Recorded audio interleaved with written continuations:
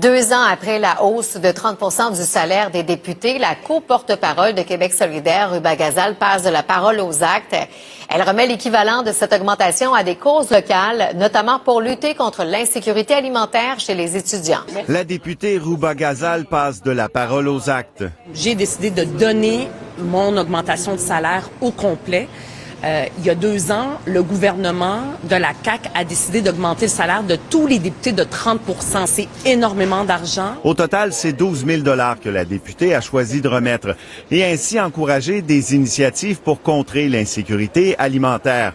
3 000 $ pour l'Université Laval et des montants identiques pour le Cégep Limoilou, à l'UQAM et au Cégep du Vieux-Montréal. Tout l'argent qu'on peut aller chercher vraiment, c'est un cadeau immense. Puis je pense que cet argent-là va vraiment nous aider à porter le projet plus loin. Le Rassemblement pour l'alimentation durable et l'innovation solidaire qui sera opérationnel en 2026 entend opérer une cafétéria populaire où la nourriture sera à bas prix, notamment des plats du jour à moins de 5 $.